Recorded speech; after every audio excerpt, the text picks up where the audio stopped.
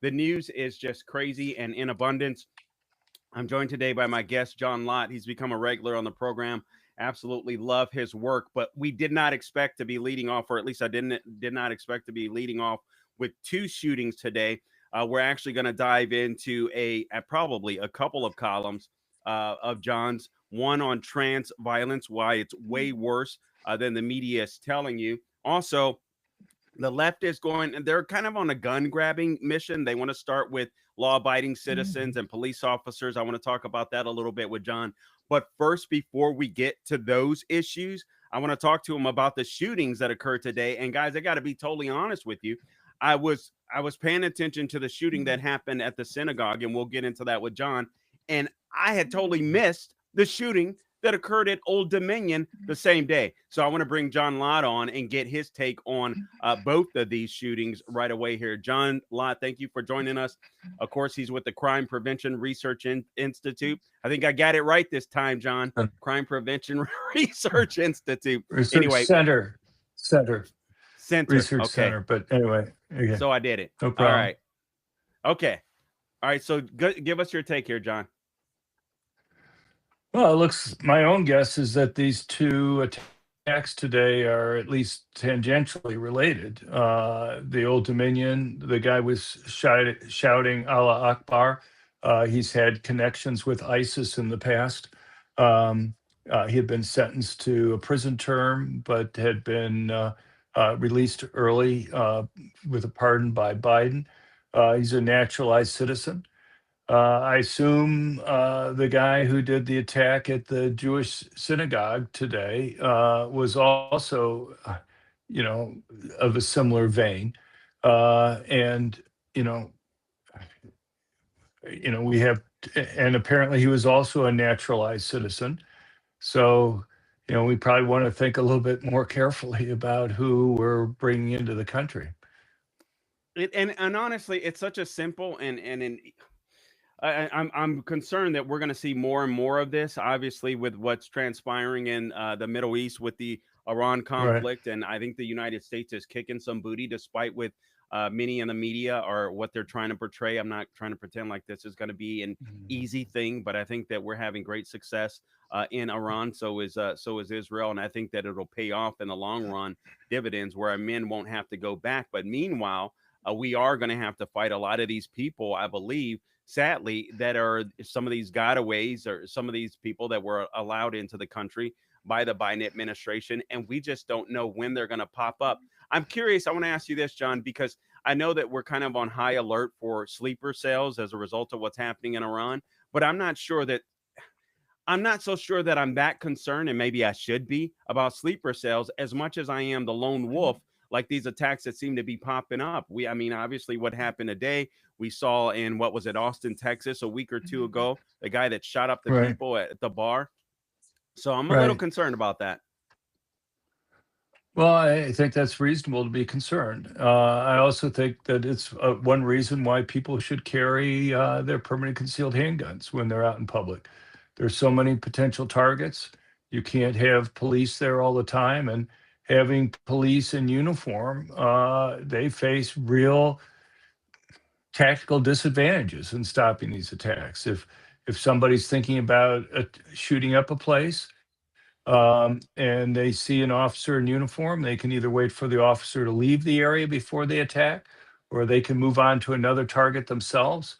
You only have like 220,000 or so officers on duty at any point in time.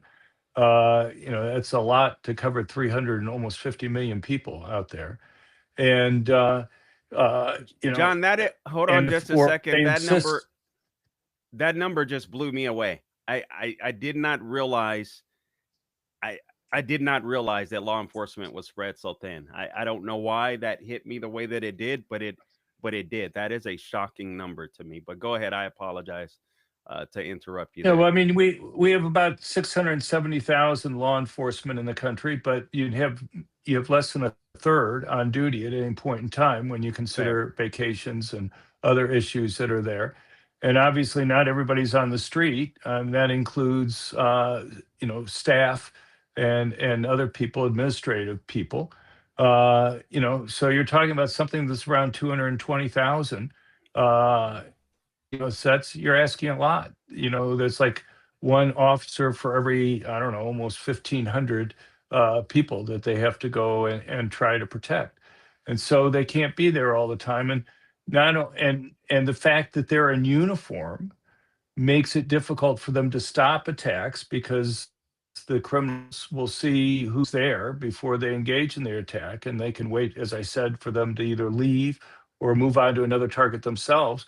Or if they're going to insist on attacking while the officer's there, who do you think they shoot first? They're going to shoot the officer first. We recently completed a study looking at all the active shooting attacks in the United States from 2014 through 2024. And what you find is that police actually stopped fewer of those attacks than concealed carry permit holders for the first two reasons that I gave in part. But even though they stopped fewer attacks, they were 12 times more likely to get killed in those attacks than concealed carry permit holders were. Because, having somebody in uniform is kind of like having a neon sign above them that shoots them, say, shoot me first. Look, Wow. I'll give you a simple example. We have air marshals on planes. Sure. Does anybody think an air marshal ought to be in uniform? No. I don't know anybody who thinks air marshals should be in uniform. And the answer is pretty obvious why that's the case. If you have an air marshal in uniform and you happen to have terrorists on the plane, you've basically told the terrorist who it is that they have to go and take out. And so it makes the job of the air marshal basically impossible. And so nobody would ever put air marshals in uniform. And having police, there are benefits from having police in uniform. There's no doubt about that. But when you're talking about these types of attacks, you have to realize that they have really difficult jobs. I don't think most people appreciate what an incredibly difficult job they have. John, I'm going to ask you what is I believe a rhetorical question, but it's insane to me that I mean, we're just not speaking the truth about this. And then I want to get into your column. The real rate of transgender violence is much worse than the media wants to admit, because I think this is a very important topic too. But obviously, I think the real rate of Islamic violence inside of the United States is much worse than the media wants to admit. Again, I mean, just looking at Old Dominion. I'll check on the synagogue that was hit as well, but my suspicions are leaning that way, that it was probably somebody at least sympathetic to Iran or to the IRCG. And again, the Colorado shooting, the New York City attempted bombing that the New York City mayor refused to call out. John, do we have a bigger problem with white supremacy inside of the United States, white supremacists being domestic terrorists? Or do we have a bigger problem with Islamic terrorism that we seem to ignore, quite frankly? Right. Well, at our website, we go and break this down for things like mass public shootings. And what you find is that Middle Eastern individuals are overrepresented by, I think, a factor of 7 compared to their share of the population in terms of these attacks.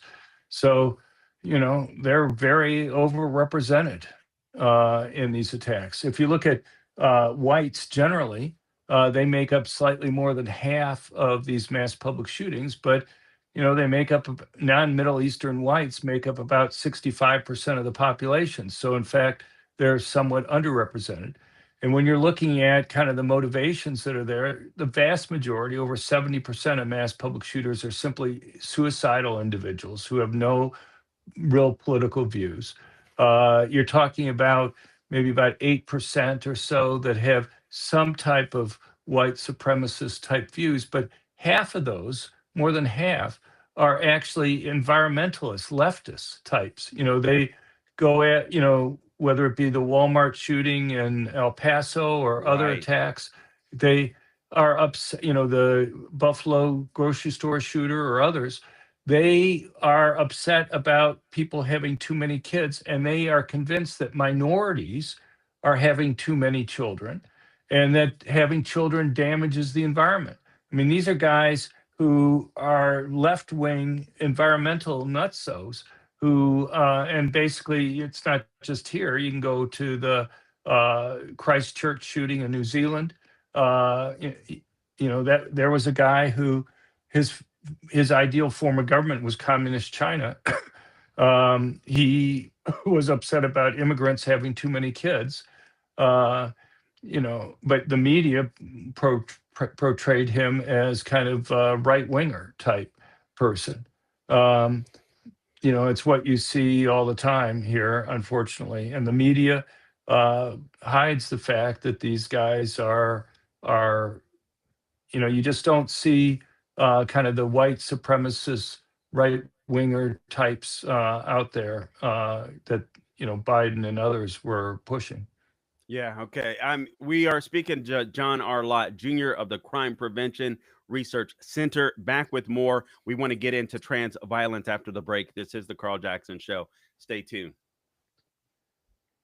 Hey, you don't need to give me countdowns every 10 seconds that's actually for me, John, because I will tend to go on. I'll tend to go on if he doesn't. So that's for me. So just try your best to ignore it. Okay, so you're listening to the Carl Jackson Show, your daily dose of freedom. Just a reminder to please subscribe wherever you go to get your podcast, The Carl Jackson Show. Also, watch us on the Salem News Channel over the weekend. Like, share, and subscribe, The Carl Jackson Show, wherever you go, again, to get your podcast. This will be up on the Salem News Channel over the weekend, so please check that out as well. You can follow us there at Watch Salem News, at Watch Salem News. Follow me, all things social media, at Carl Jackson Show, at The Carl Jackson Show. John, where's the best place to find you, to find your work? Obviously, you have columns all over the place. You have the Crime Prevention Research Center. Where do you prefer people go? They go to our website at crimeresearch.org, which has all of our columns that we put up and all our research reports. All right. Crimeresearch.org, crimeresearch.org, crimeresearch.org. Gabe, let's get right back to it. I want to get into this trans violence. You know what's actually, right before we get to it, and I realize we're live here, I'll get right back to you, audience. You know what's funny, John, is I was getting ready to talk about the Save America Act before I let you go. And then I remembered, didn't you write something about mail-in ballots? Well, I've done a lot of research on that type of issue.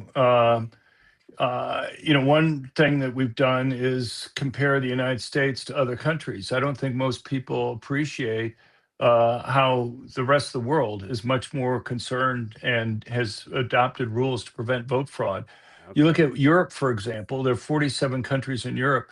46 and a half of them require government-issued photo IDs to be able to vote.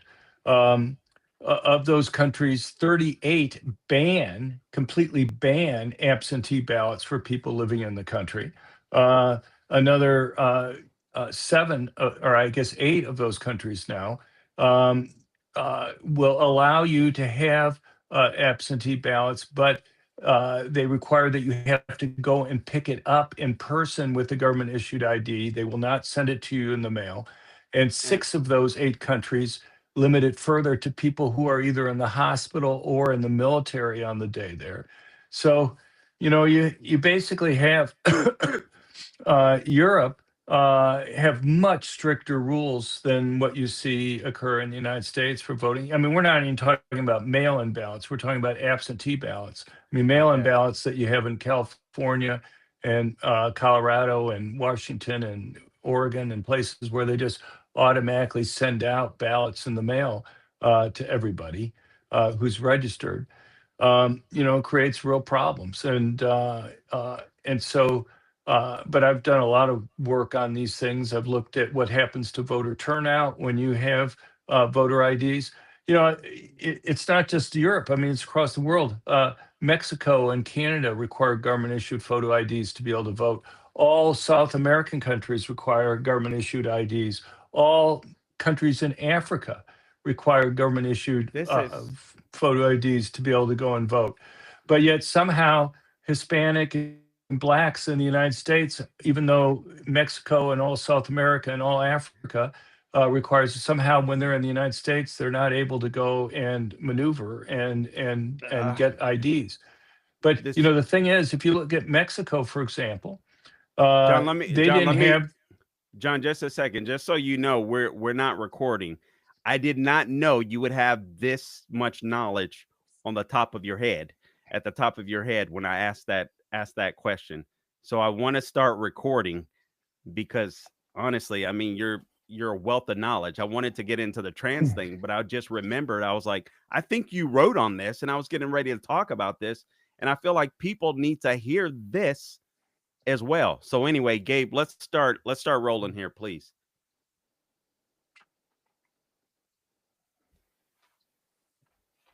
All right, I'm back with my guest, John R. Lott. John R. Lott Jr. We were having a fantastic conversation offline here. I'm not even sure if honestly, I just asked John a question during the break about election integrity because I wanted to talk about the Save America Act, but I planned to talk about it after I was done with this interview with him, and then I just happened to remember that he wrote I believe it was a research paper that I read anyway, and obviously he's done more extensive research on election integrity. And so you guys have got to check it out at crimeresearch.org. I don't know if he'll have time to talk about it because I brought him on to talk about this trans violence, but now we've had the shooting at Old Dominion. We've had the shooting at the synagogue, the synagogue as well. And so I wanted to bring him on and talk about that as well. But now I want to transition, and that's weird. That's a good segue. I want to transition to trans violence. Again, John R. Lott with the Crime Prevention Research Center, crimeresearch.org, crimeresearch.org. Okay, John, the real rate of transgender violence is much worse than the media wants to admit. There was a shooting in Canada that happened recently. Obviously, we saw some people, the video of the shooting in Rhode Island, what you could see. And it was obvious that the guy was, I mean, let's just be blunt. These people are not mentally healthy. The father that murdered his family inside of the ice rink. I mean, the guy looked like he was a bodybuilder, and he happened to have some female parts. And then he would ride a Harley Davidson looking like a dude. It's the craziest thing ever. Why is it that the mainstream media refuses to talk about this, as you outlined? The New York Times, AP, CNN, Washington Post, they ignore this stuff. Right. Well, with the Rhode Island shooter, for some reason, a lot of the news coverage, as you just mentioned, the Associated Press, CNN, New York Times, ABC, NBC, were among the outlets that just didn't think it was newsworthy to go and mention that the individual was a trans killer. For the Canadian attack, the Associated Press refused to mention that the individual was transgender. I assume they will go and argue that they don't want to demonize a particular group of people. But, as you and I have talked about before, when it comes to things like whether the media will go and report that these guys are explicitly picking gun-free zones as their targets, if we're going to stop attacks, we have to kind of understand what's motivating people, what's causing them to pick the targets that they do, what's maybe behind them in some sense. And it's one reason for looking to see whether or not transgender individuals are greatly disproportionate in terms of the rate that they're committing these attacks. There are two types of data that we looked at on this. One is what the FBI calls active shooting attacks. These are instances where guns fired in public, not part of some other type of crime like a robbery or a gang fight over drug turf. Anything from one person being shot at and missed all the way up to mass public shooting. And if you look in 2024, for example, what you find is that transgender shooters' share of these active shooting attacks was at least 12 times their share of the population. Now, there have been a lot of reports from the Associated Press and PolitiFact and other fact checkers out there who go and claim that transgenders are not committing these attacks at a high rate. But there's a lot of problems with what they're doing, basic statistical problems. So for one thing, they don't adjust for their share of the population. If I have a group that commits 10% of the attacks, you Wow. know, the media says, well, that's only 10%. That's not very much. Sure. But the problem is that if you make up 1% or less of the population, you know, that's a pretty big gap that's there. You know, that seems to me disproportionate. You need to take into account. The other thing that they do is they include a lot of attacks in kind of the denominator there that aren't relevant. So there's data put out by a gun control group called the Gun Violence Archive, which goes and counts mass shootings. They basically will include cases where 3 or more people are wounded. Sure. The problem is that about 85% of their cases involve drug gangs fighting against each other over things like drug turf. The vast majority, the rest of them are robberies. Now, robberies and gang fights over drug turf are important, but what motivates somebody to go into a public place with the sole desire to go and kill other people, all right, is very different. You know, you can, and you see this in the media. You know, Yeah. you may have gang shootings in Chicago over the weekend. You know, maybe 30 people got shot, but that's not the lead on the national news. If somebody goes into a movie theater or a mall or a grocery store or a restaurant or a school with the sole desire to go and kill as many people as possible, that will get national news. And that's the reason why the FBI, in their definition of active shootings, separates out those types of gang fights or robberies from other types of crimes. And mass public shootings are like active shooting data, except for it limits it to cases where 4 or more people have been killed. And what you find is that over the period of time from 2018 through 2025, transgender individuals are overrepresented compared to their share of the population by at least sixfold. So those are significant differences that are there, and it's really kind of statistical malpractice not to do basic things like adjust for the share of the group in the population. You know, I'm noticing a trend here, John, and you've covered them all, frankly, on the times that you've been on air with me. But it seems like I remember us discussing the crimes that illegal immigrants commit as opposed to Right. legal immigrants, and the media or statisticians or whomever tried to lump them together. Seems like they're doing the same when it comes to trans violence. And then, honestly, I mean, just speaking of, I remember former FBI Director Christopher Wray. You know, our biggest threat is white domestic terrorism and stuff like that. And yet, the people that do seem to be committing these mass shootings that happen to be white, oftentimes, these people have been treated for mental disorders or what have you. But also, as you mentioned, they're supporting radical left wing causes. So it seems to me that the people that tend to be the mass shooters tend to lean to the left, and perhaps that's why the media doesn't want to be honest about this stuff. Yeah, it's hard to get into people's minds. What I will say is that the vast majority of these mass public shooters really have no ideology. You just have individuals who are suicidal, Fair who enough. feel unappreciated, and they want to get media attention. And I mean, people have always wanted to commit suicide, but someplace along the line, 30 years ago or so, they realized that they could get a lot of news attention, that people would know that they were here if they went and tried to kill as many people as they could. And if anybody reads the diaries or manifestos, you'll see this guy will say things. If I can only kill more people than such and such did, I can get even more media attention. And it's the reason why they talk about going to places like gun-free zones, because they know if they can kill more people, they can get more media attention. If they go to a place where victims aren't able to go and defend themselves, they're going to be able to go and kill more people and get more of the media attention that they crave. So, these guys may be crazy in some sense, but they're not stupid. Now, I mean, you'll have like 8% or so have some type of racist ideology, but as you say, most of those individuals are basically left wingers who are environmentalists, but the media just refuses to go and cover that part of their diaries and manifestos. They'll mention that they're white supremacists, but they don't say that they hate minorities because they think minorities are having too many kids, and having kids damages the environment. I don't know about you, but I guess I don't know a lot of right wingers who are upset about people having kids.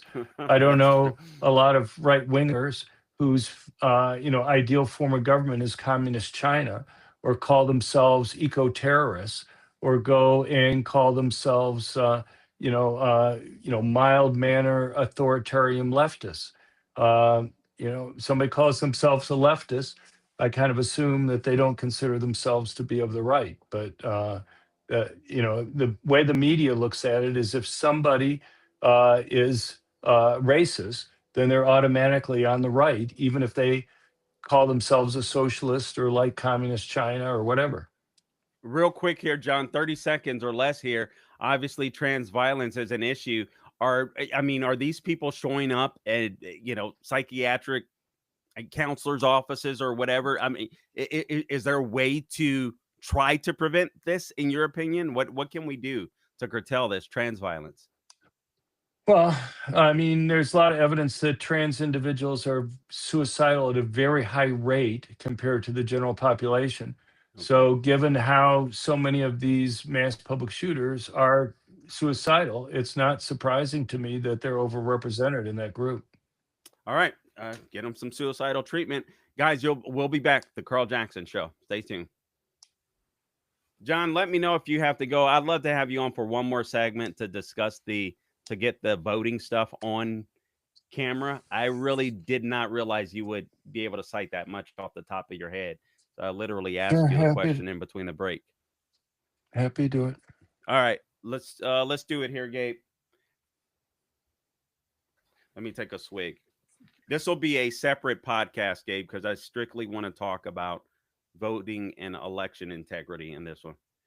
The first two will be a total, that'll be separate. I'm going to do one more with John. That is correct. That is correct. Okay. Okay. Welcome back to the Carl Jackson Show, guys. All right. So, John R. Lott Jr., I mean, obviously, you guys probably know him from for More Guns, Less Crime. I mean, he just blew up, and he's a great he's a great statistician. Aren't you an economist by training, John? Am I wrong? Yeah, I have a PhD in economics. Been an Okay, so academic most of my life. all right. I mean, honestly, his wealth of knowledge is just insane. And so the funny thing was before during the break between the last two segments that we shot, I don't even realize or don't know if John realized that we weren't recording at the time, because I simply remembered that I was going to talk about the Save America Act, but without a guest. And then I remembered that John had written a piece that I had read. It's been a while. I can't remember all of the details about mail-in ballots, I believe. And so I asked him about this, and he just went off on this long spiel. So I just asked John, can you stick around for another segment? Because he knows this stuff in and out.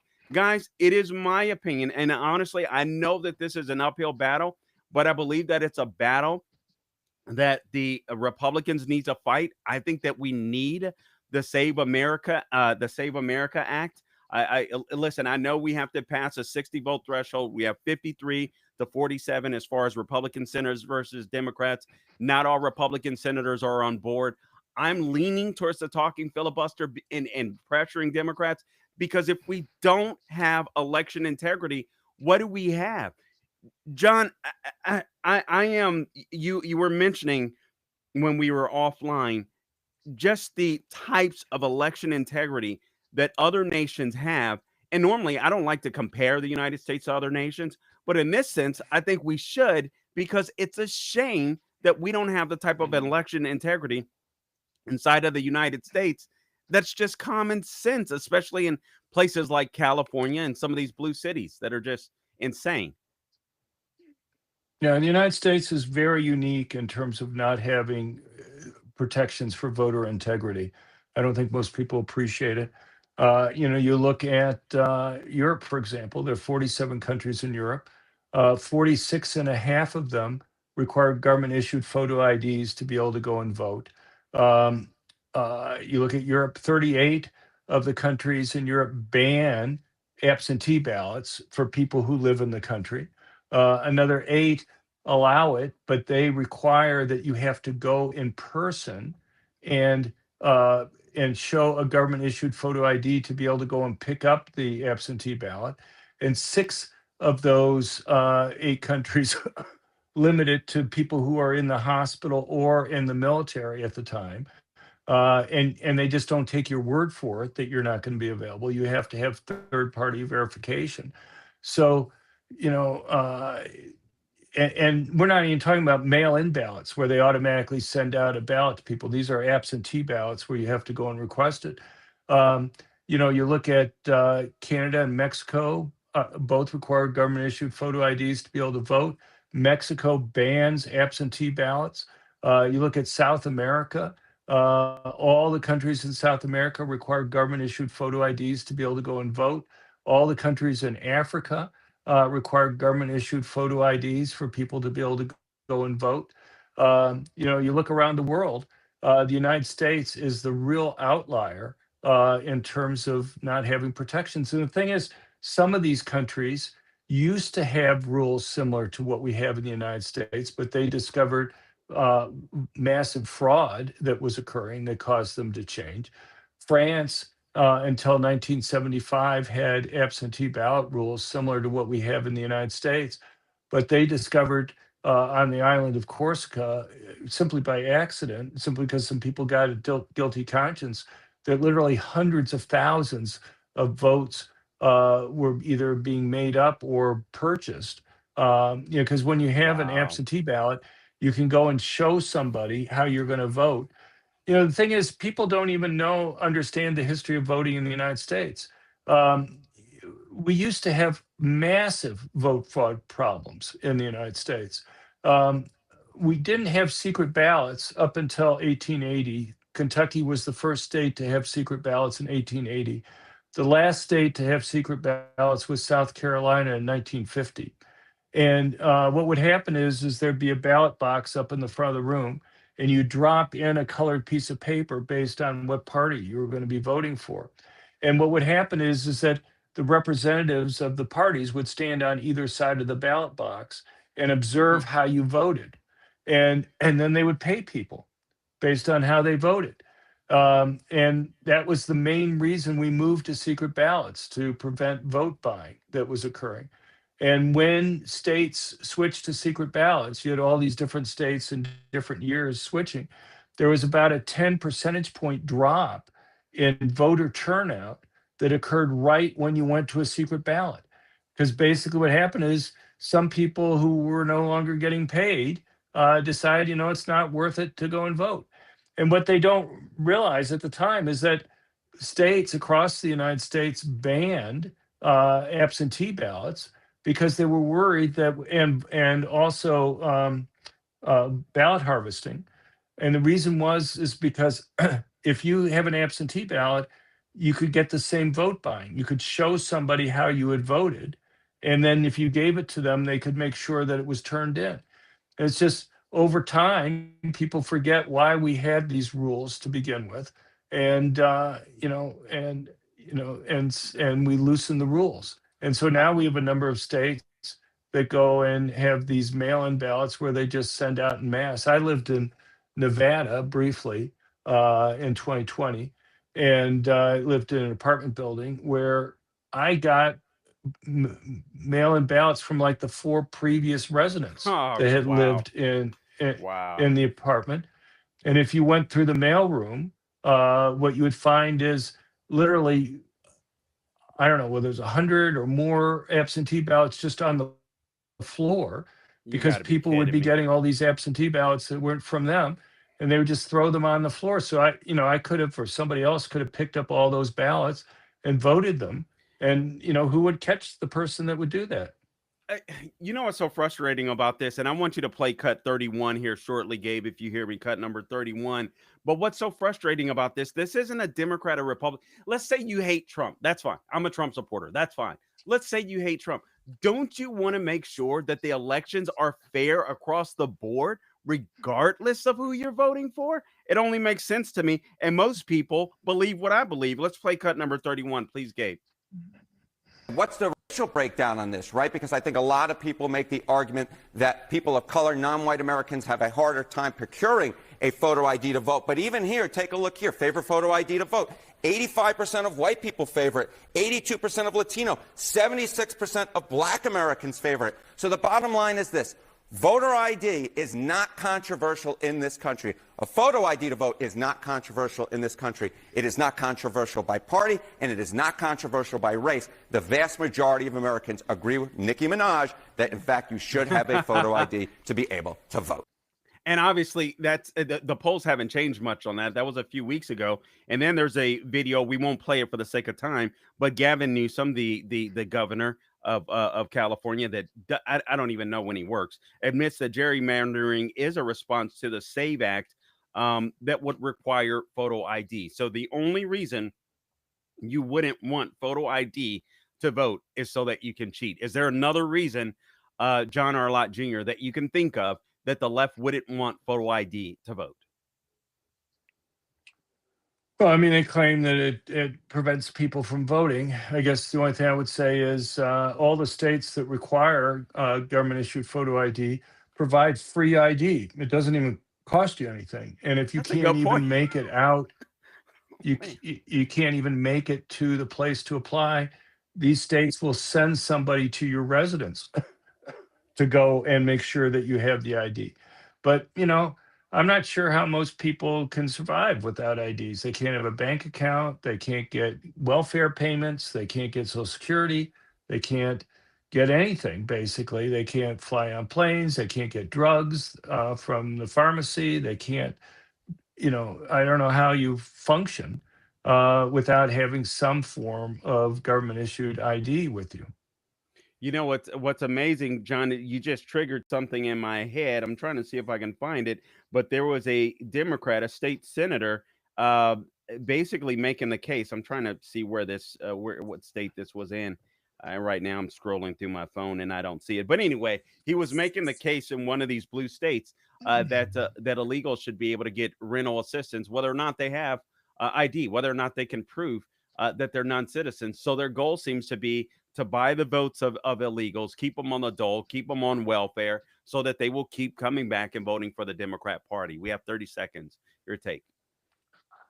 Right. I mean, one of the bizarre things is the Democrats want a promise from the Trump administration before they'll fund Department of Homeland Security that ICE agents will not be allowed to be at voting precincts That's right. during the election. And, I don't know what's the goal from not having ICE agents there. So who knows? But it's just um, uh, it's overwhelming, even among Democrats, by race or whatever, that people think you ought to have government issued IDs. And the interesting thing to me is that the lower income, less Right. educated people are even more in favor of it than the Yeah. people who have like graduate school education, which, Well, you know, we have to you know, leave it there, but you're absolutely right. We need to pass the Save America Act. It's as simple as that. It's insane. I'm not It's sure about getting rid of the filibuster, but I understand. So anyway, Yeah, honestly, thanks. I'm not a fan. We're offline now, but I'm not a fan of getting rid of the filibuster. But I don't even think you need to. I just think Republicans.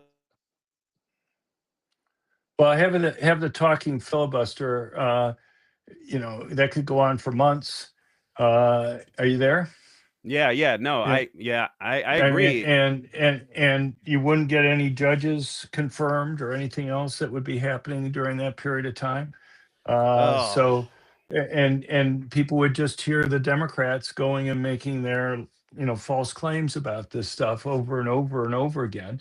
Republicans wouldn't be able to talk. So I'm not really sure, you know, you know, you get given that all the Democrats basically support this, I'm not sure that you're going to be successful in wearing them down on it. The They'll only just take thing turns speaking. the only thing that gave me a little bit of and I'm with you there, but I listened to Mike Lee yesterday and he made a couple of points that I didn't realize. For one, John Thune could choose which amendments come to the floor that they could filibuster. So if it's something that was advantageous for Republicans to go out and speak out on the cameras about as well, John Thune could control that process.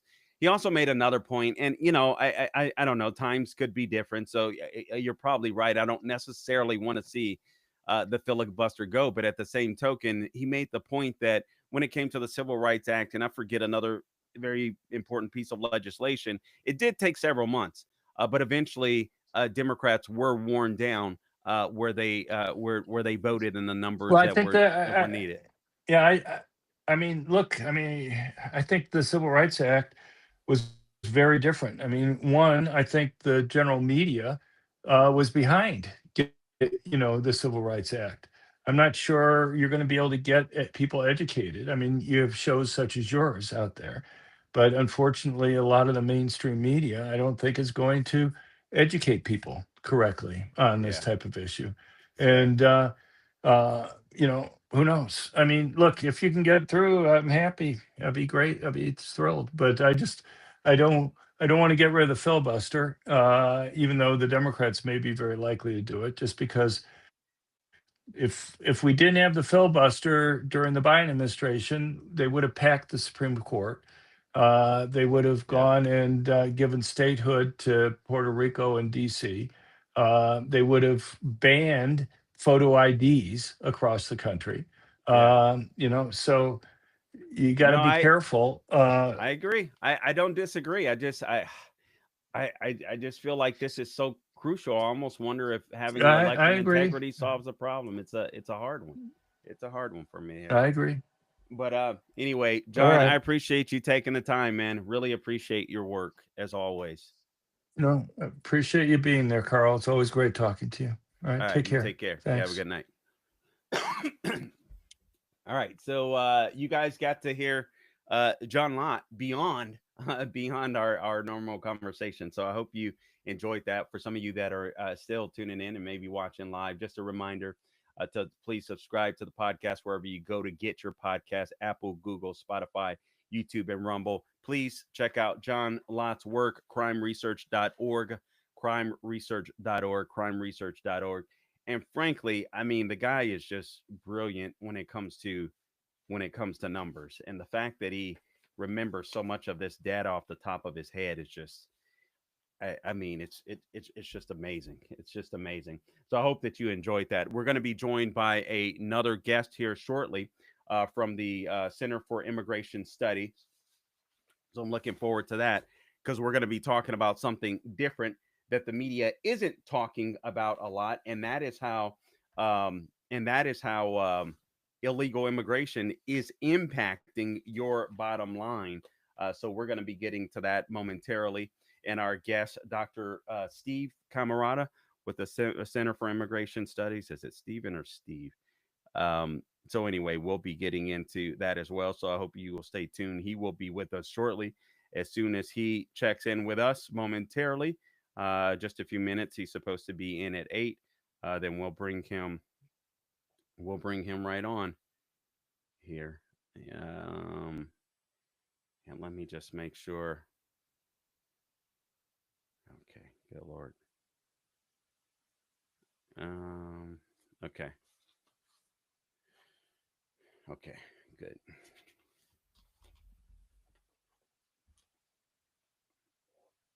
Stephen Camarata.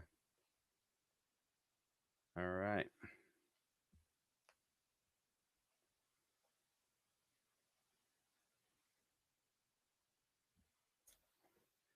And this guy's from Center for Immigration Studies, but oftentimes, even with the Trump administration, I think we have to start connecting the dots to average everyday people, especially when it comes to the economy. You literally have the media right now, for those of you that might be watching live still before we get to our next guest. You literally have the mainstream media doing everything they can to undermine what's happening in Iran. And I understand that some people disagree with this.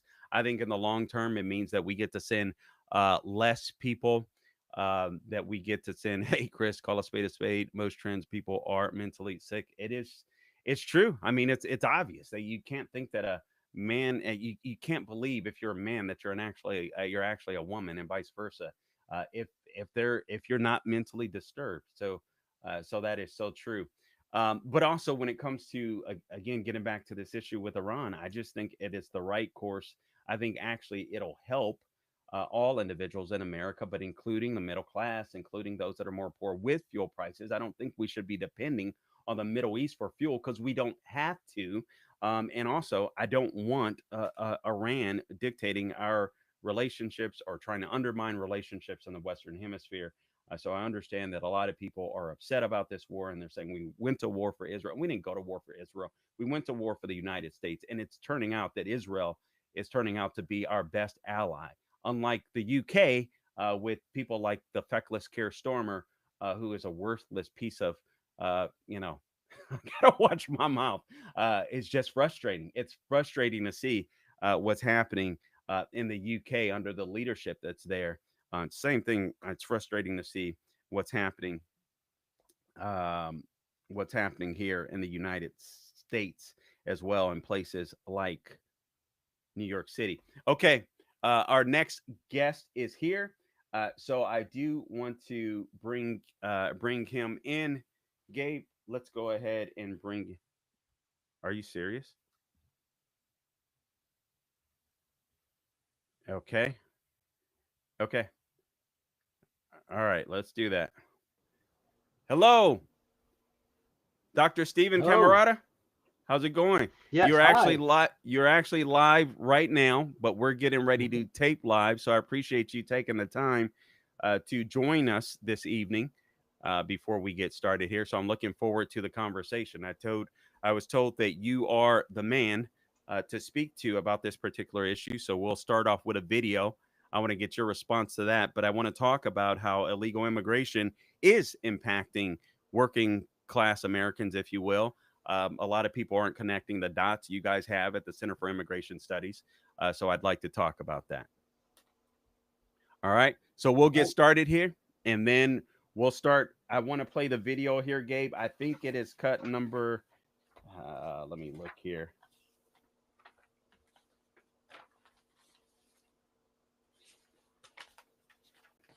Let's start with, no, it's not that one. Where is it at? It's cut number 28.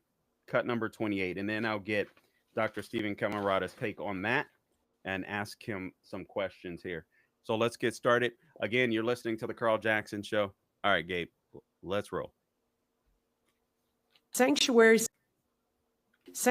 states typically have other policies that attract illegal settlement and thus burden taxpayers with support of illegal immigrants. Besides funding emergency health care and schooling for all, a number of sanctuary states go farther and choose to provide Medicaid, subsidized health insurance, nutrition assistance, housing, and much more.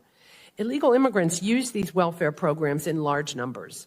My organization has found that over 60% of illegal alien-headed households are using at least one form of welfare program, and usually more than one, at a cost of tens of billions of dollars to taxpayers.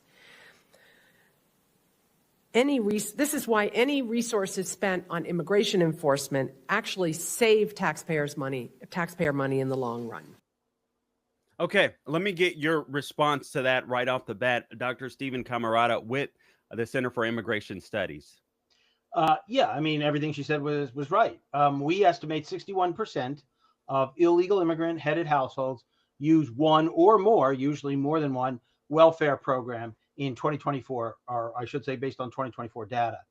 The data comes from a survey the government does where it does include illegal immigrants, and it's not that hard to pick out the illegal immigrants in the survey, and lots of people do it. The DHS does it to estimate illegal immigration, the Center for Migration Studies, Pew Research, myself. There's like a whole cottage industry of picking out illegal immigrants in government survey data. And then they ask people what programs they're using. It's not really all that complicated. And when you look, you find they're making very extensive use of the cash program, the food, the the Medicaid, things like that. Sometimes it's for the illegal immigrant because they are eligible for certain programs, whether it's free school lunch or the Women, Infants, and Children Nutrition Program. But very often it is benefits received for their U.S.-born children.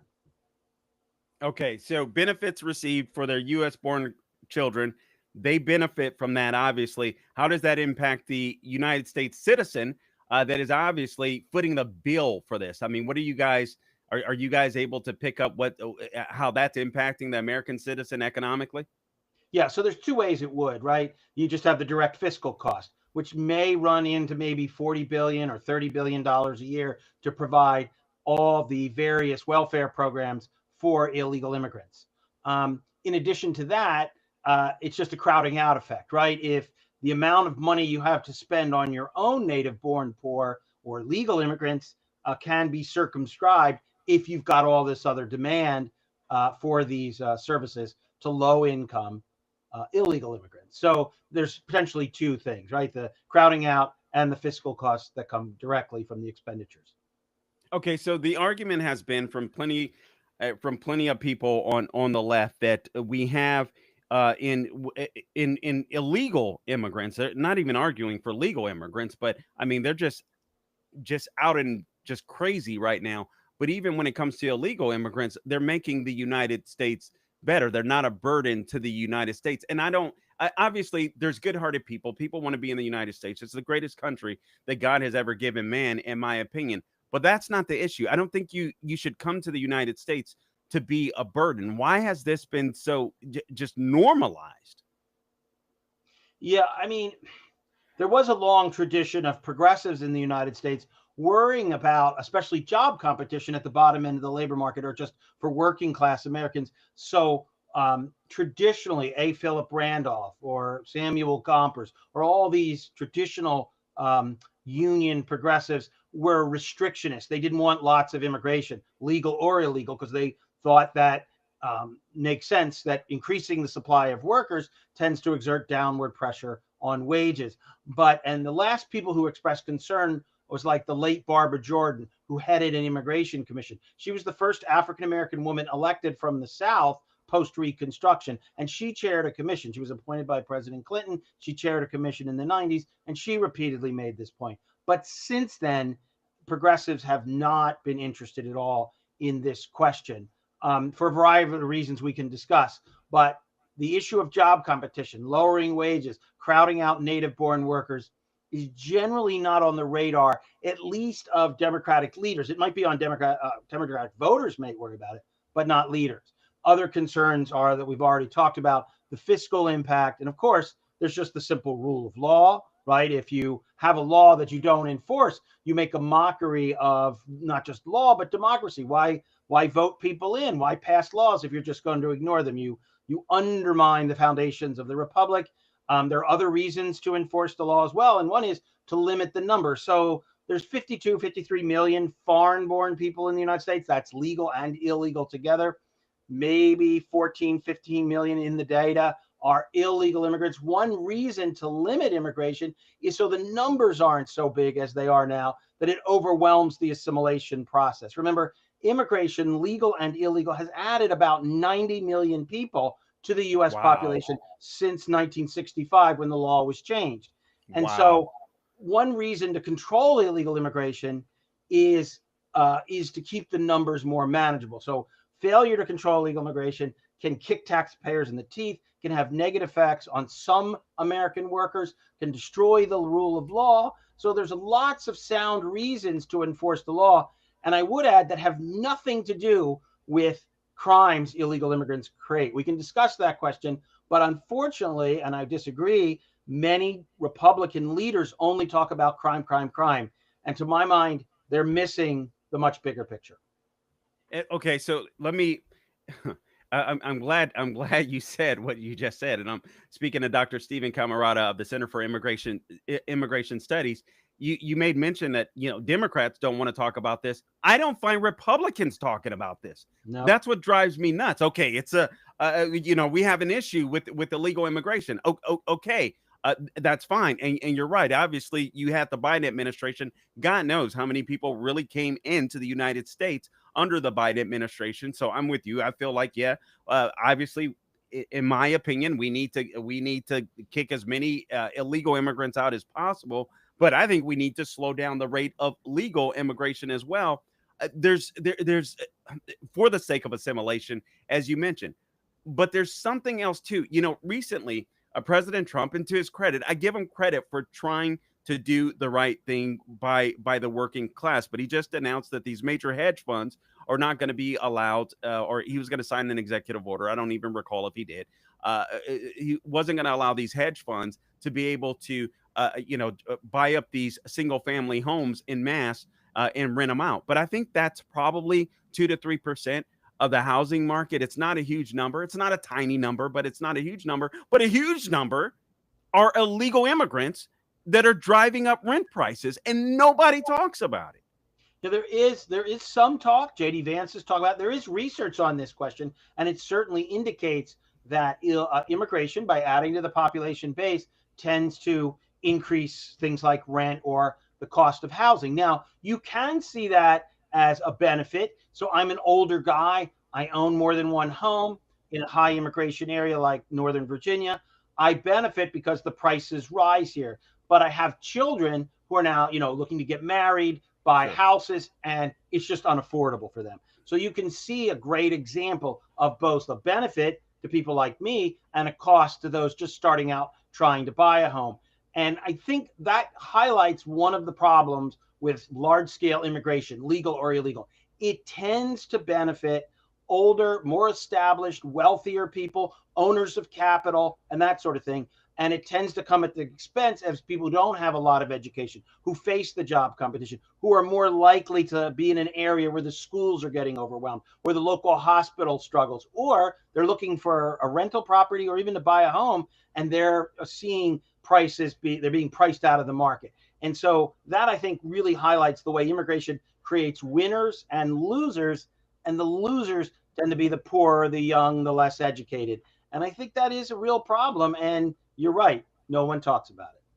Yeah, and I'm looking at one of your studies here, right at CIS.org. And again, I'm speaking to Dr. Stephen Camarada of the Center for Immigration Studies. I encourage you guys to go to this website, do some research. They put in tons of work. They know their stuff. These people are smart as a whip. But I'm looking at one of these studies under this welfare used by immigrants and the U.S. born 2024. The rate is 59% for non-citizen households, green card holders, and illegal immigrants, which you made mention of. But I was also surprised to see that 37% of U.S. born households are on welfare now, too, which is alarming to me. Let me get your response real quick to that. Yeah, so here's something that I think a lot of people don't understand about the welfare system. It is not simply for people who don't work and get cash. That's not what the welfare system is. Over the last 4 decades, we've redesigned the welfare system to help people with healthcare, with free food, with subsidies, whether it's lunch or various nutrition programs, with public housing, with healthcare. All of these things are given mainly, not entirely, to people who work or their children. It's just that they work, but they're poor enough to still qualify for programs. And that's why it's not that 37%, this figure you just cited, don't work. Most of those households have a worker in them, that 37% of native born, but they're still poor enough to qualify for these programs. And so that highlights a problem. And it's the same with the legal immigrants. 51% of legal immigrant households have used at least one of the major welfare programs, typically several, and it's 61% for illegal immigrant households. But the overwhelming majority have someone working in those households. If you had to put this in a bumper sticker, it's that there's a high cost to cheap labor. But of course, employers don't see those costs. They're diffuse. They're borne by everyone. The employer gets the worker he wants, but the taxpayer has to pay the healthcare. The taxpayer has to pay for the nutrition programs. The taxpayer has to pay for schools and hospitals because this individual who makes $18 an hour is never going to pay enough in taxes, even when paid on the books, to cover their consumption of public services. And that's true of the American poor. It's just that immigrants tend to be less educated. not all immigrants. Some immigrants are highly educated. Some immigrants have very high income, but they're disproportionately at the bottom end of the labor force because they have, on average, significantly less education. And that is the key issue here.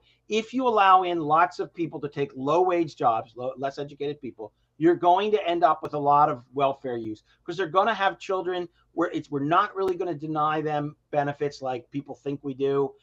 States are going to step in and do stuff. Again, the U.S. citizen children can always get the benefits because the children were born here. So either you have a very selective immigration system that doesn't allow in lots of unskilled people, or you accept that this is going to be a big fiscal cost because you're bringing in low-income people. And I think it's also important to not disparage the immigrants. We have no evidence that these numbers are based on fraud. This is just them reporting what they're using. No, I agree. They're eligible. That's what's happening here. Yeah. I'm sorry. Go ahead. No, I'm sorry. I'm sorry to interrupt, but no, I agree with you. I just think the point is that we shouldn't have American citizens having to compete with so many illegals. That's what's so frustrating to me, because honestly, I feel like this is a vicious cycle. You have other people that are kind of sucking up resources, and I just feel like it's a vicious cycle. So, I mean, you make some very great points, and I appreciate you coming on. I'm a little frustrated by this, and I wish that the Trump administration and Republicans would put you guys front and center to talk about this stuff more, because I think people need to be able to connect the dots. You can't. Listen, I believe that most people that come to the United States, they want the best life for their family. I don't blame them. We just can't do it. We just can't afford to continue the way that this is going, especially with so many being eligible. And I understand being eligible for government subsidies, but they just shouldn't be here to get them. Is kind of how I feel there, Doctor. Yeah, I mean, one way to think about this is that progressives often think of illegal immigrants or immigrants in general as desperate people fleeing desperate circumstances. So that's how they view the folks who were showing up at the border. And that can be true in many cases. But what progressives really struggle to see is that they are also rational risk takers who are responding to the incentives we're creating. If you show up at the border and say asylum and we're going to let you in, we're going to have millions of people are going to show up at the border. If you show up at the border and says, look, I can't go back, even though I may not qualify for asylum, so we let you in, millions of people are going to hear that and show up at the border. We create the incentive. So what we've done is change what we're doing at the border, pressure Mexico to interdict more people, make it more difficult for them to move through all these third countries in Central and South America. And voila, the problem is largely abated because we changed the incentives. When the Democrats come into power, we'll see if that reverses again. But I think that's really what's happening here. And the thing to keep in mind is you have to decide whether you want immigration because it benefits the United States. And if you do, it's hard to make an argument against a selective system. It's hard to argue that it makes sense to bring in lots of unskilled workers, even if that's what employers in low-wage sectors of the economy want. One of our biggest problems in the labor market, I'll just finish with this, is all the men in the United States who don't have a college degree who are out of the labor market entirely. Now, this excludes people in prisons and jails, and these are working age men. Let's look at 20 to 64. So these are men who should be working, and they don't have a college degree. It used to be, well, when I was young, 7% back in 1960 were out of the labor force. They weren't working and they weren't looking for whatever reason. Wow. Today, it's 21%. In other words, it's triple. More than 1 in 5 men, 20 to 64, without a college degree, if they're native born, are entirely out of the labor force, which means they don't show up as unemployed because they're officially not looking. And if we could get back to what it was even in 2000, because it's a steady increase over time, it would add 4 to 5 million more workers, low-wage workers, to the U.S. I think getting those men back in the labor force is challenging because they have other problems as well. And some, especially the older ones, aren't that used to working. But I would say this, if we don't curtail immigration, we'll never do it because there'll be no incentive for employers and governments and communities to figure out how to get these men back in the labor force. One thing that would help would be higher wages, but that's not the only problem. And I think as long as we have the eager immigrants coming in, we can sort of say the heck with these guys. Who cares? But we know, and I'll finish with this, that there's a series of social problems linked to all these men on the economic sidelines, including crime, drug overdose, obesity, political and social alienation, and an early death. In other words, it's bad for them. It's bad for society. No, they make unattractive marriage partners, and they commit a lot of crimes, and so on. So men out of the labor force is a social disaster, that is for the rest of us, and it's a disaster for them.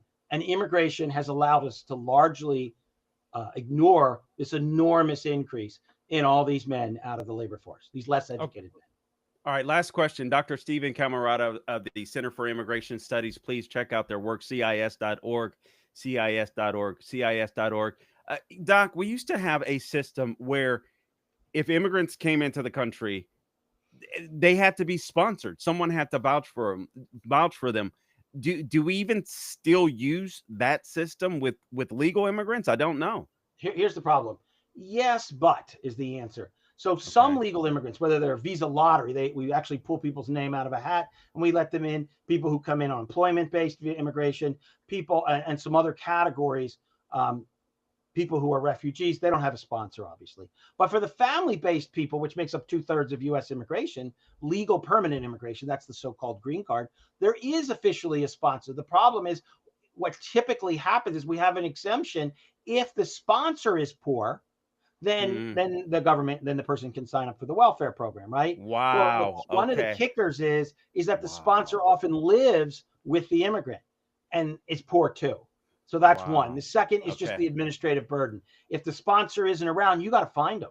You got to track them down. And even if you do those things, there's no guarantee you can make them pay. So it's very administratively burdensome. It's a good idea. Everybody kind of likes the sentiment, but is often true in life. It sounds good on paper, but actually implementing is costly, expensive, and difficult, and often doesn't work because they're part of the same family that's so poor they can get the welfare. Okay. You just convinced me, Doc. Built the wall. I don't know what Kristi Noem was doing, but she should have built the wall. Well, what they should have done is gone after employers who hire illegal immigrants. We have a whole system. That is fair. They're not doing that. They're doing this other high-profile stuff on the street. A lot of the public doesn't like it. It's understandable. So what we should be doing is going after the employers, cut them off from jobs. And the way you do that is you go out and audit the books. And it works. We've done it. They've done it in the past. That's what they should be doing now. You know what I can tell you, Doc? I own a landscape business in Florida. And I can tell you there was a period of time out here where literally I can recall driving by a nursery and there was a group of what seemed clear to me illegal immigrants, and then you had I believe it was Governor DeSantis, maybe it was Rick Scott before them. There was a period of time where they started cracking down on illegal immigration, and literally the next week they had an entire new crew out there of a bunch of black dudes out there now. And it's because they said they were going to go after employers. I don't even recall that they followed through, but just the thought of it, you saw people, I mean, voluntarily leaving Florida. So anyway, what you say is absolutely true. And I appreciate you spending the time with us. I appreciate your knowledge. I appreciate the work that you guys do at the Center for Immigration Studies. You guys are a wealth of knowledge there. So God bless you. Thank you for having me. I appreciate it. All right. Absolutely. Take care. Dr. Stephen Camarata, check out his work, CIS.org, CIS.org, CIS.org. All right, guys, I appreciate you tuning in. Until next time, do not grow weary doing good, and God bless you. Yes. Oh, you do?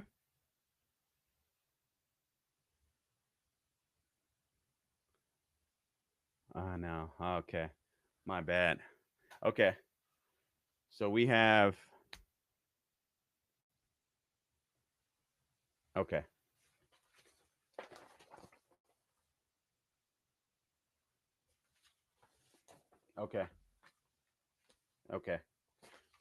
Okay. So how many did we do on Monday? I thought we did 4 or 5.